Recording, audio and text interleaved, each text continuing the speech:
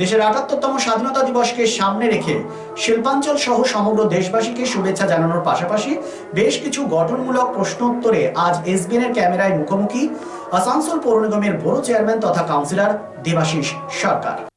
তো দেশের ৭৮তম স্বাধীনতা দিবস কিরকম দেখছেন দেশটাকে? সবচেয়ে আগে তো সমগ্র দেশবাসীকে ৭৮তম স্বাধীনতা দিবসের আন্তরিক শুভেচ্ছা, অভিনন্দন প্রত্যেকটি মানুষকে।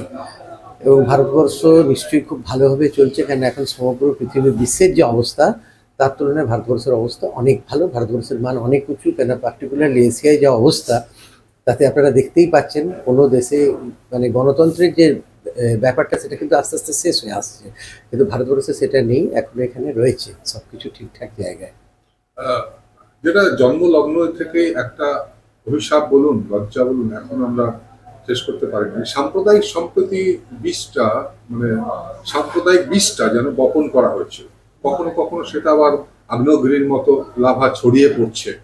কোথাও কি মনে হচ্ছে জন্মলগ্ন থেকে একটা শক্তি কাজ করছে, অশুভ শক্তি ভারতবর্ষের অখণ্ডতাকে চূর্ণ বিচূর্ণ করার জন্য? একদমই। এবং আপনি দেখবেন এখন ভারতবর্ষে যে মেইন ব্যাপারটা হচ্ছে, এতে আপনি দেখবেন একটি পার্টিকুলার রাজনৈতিক দল যেখানে বিকাশের কোনো ব্যাপার নেই। একদিকে আপনি পশ্চিমবঙ্গ সরকার দেখবেন, যেখানে মাননীয় মুখ্যমন্ত্রী এবং আমাদের দলের নেতা মাননীয় অভিষেক বন্দ্যোপাধ্যায় সর্বক্ষণ বিকাশের বার্তা দিচ্ছেন, মানুষের পাশে থাকার বার্তা দিচ্ছেন। আপনারা হয়তো দেখেছেন যে খুব স্পষ্ট ভাষায় তিনি বার্তা দিয়েছেন যে জায়গায় আমরা ভোট কম পেয়েছি সেখানেও কাজ করতে হবে। কিন্তু উল্টো দিকে আপনি বার্তা দেখবেন সাম্প্রদায়িক সম্প্রীতিকে কীভাবে ধ্বংস করা যাবে, ভারতবর্ষের সেকুলার ফ্যাব্রিক, কনস্টিটিউশনাল যে ভ্যালুস, সেই ভ্যালুসটাকে কীভাবে শেষ করা যাবে। দেখুন ৩-৪টে পিলার থাকে একটা দেশে, একটা জুডিশিয়ারি, একটা আপনারা মিডিয়া, আর একটা জনগণ। দেখুন তিনটেকেই কীভাবে ধ্বংস করা হচ্ছে। আজকে কতটা আপনি ফ্রি মিডিয়ায় বলতে পারছেন সেটা আপনারা আমার চেয়ে বেটার ভালো বলতে পারবেন। বেশি বললে আপনি কালকোঠরিতে ঢুকে যাবেন।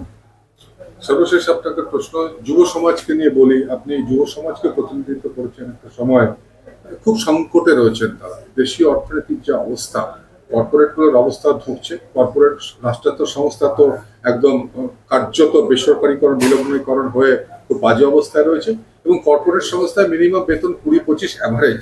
এই টাকায় আগামী দিনে তারা প্রজন্ম কি করবে? এবং চাকরি নেই, সর্বোচ্চ জায়গাতে গেছে বেকারত্ব। কোথাও কি মনে হচ্ছে আমরা অতল গহ্বরে চলে যাব কিছুদিন পরে? আমরা অলরেডি এই প্রসেসটায় রয়েছি, এবং 2009 সালে যেমন সারা বিশ্বে লেমহ্যান্ড শক এসেছিল, ভারতবর্ষে সেই ধরনের একটা অর্থনৈতিক শকের মধ্যে আমরা রয়েছি। 2014-এ আশ্বাস দেওয়া হয়েছিল 2 কোটি চাকরি প্রত্যেক বছর। চাকরি বলতে আপনি কি পেয়েছেন? জোম্যাটো বা সুইগি, এর বাইরে কিন্তু কোনো চাকরি পাননি। আর কিছু এই ধরনের রিটেল সংস্থায় কোনো চাকরির স্থায়িত্ব নেই। আপনি একটা জিনিস দেখবেন, আজকে প্রাইভেট কোনো একটা ব্যাংকে আপনি কোনো একজন এক্সিকিউটিভকে দেখছেন, কাল কয়েকদিন পর যখন আপনার মোবাইলে নাম্বারটা সেভ আছে, আপনি তাকে ফোন করছেন, আমি একটু আসবো আপনার ব্রাঞ্চে, একটু দরকার আছে, সে হেসে বলছে স্যার ব্রাঞ্চে আমার ব্যাংকটা চেঞ্জ হয়ে গেছে। তো এই তো দেশের অর্থনীতির অবস্থা, চাকরির অবস্থা।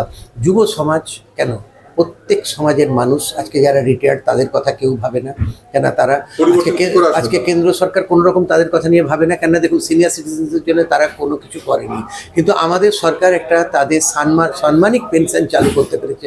আর যুব সমাজের ব্যাপারে কী বলবো, পুরো যুব সমাজটাকে একটা ভ্রান্ত পথে চালিত করার চেষ্টা। তাদের চাকরির যে চাহিদা তার থেকে দূরে রাখার জন্য ধর্মের মোড়কে আপনাকে জিনিস পরিবেশন করা হচ্ছে রেগুলার মাত্রায়। কঠিন পরিস্থিতির মধ্যে দিয়ে নিশ্চয়ই আমরা যাচ্ছি এবং যুব সমাজ যাচ্ছে। তার সত্ত্বেও তো আমরা আশার আলো দেখবো, আমরা তো ভবিষ্যতে বলবো, তাতে কি হবে? দেখুন আমি এটুকুই বলবো, ভারতবর্ষ তো কোনো নতুন দেশ নয়। যেমন এখন অনেকে দাবি করছে আমরা আসার পর সবকিছু হলো।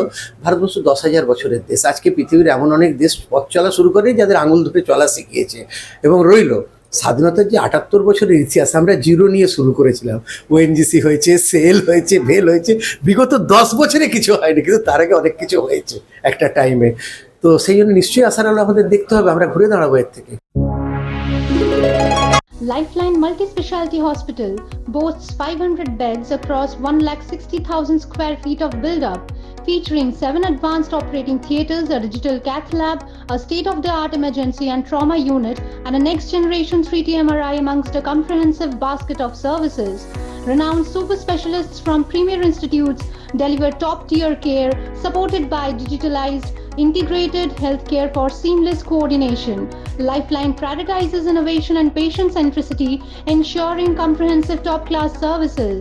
So for premier medical treatment, visit Lifeline Multi-Speciality Hospital, Kalipahari, Asansol, NH2 District, Paschim Bardhaman, West Bengal. Furniture world one-step solution at Nordin Road opposite Shoni Mandir, GT Road, Asansol. Furniture ওয়ার্ল্ডে আপনি পাবেন all types of branded furniture. রয়েছে quality wooden divan, steel divan, branded dining table, sofa set, আলমিরা, wardrobe and so many household furniture. Furniture World, the name you can trust with quality, quantity, true value and after sales service. সুতরাং আর দেরি কেন? আপনার মনের মতো জিনিসটি নিতে আজই আসুন শহর আসানসোলের বৃহত্তম শোরুম 12,000 স্কোয়ার ফিটের ফার্নিচার ওয়ার্ল্ডে। Furniture world, GT road opposite Shani Mandir, northern road, Asansol.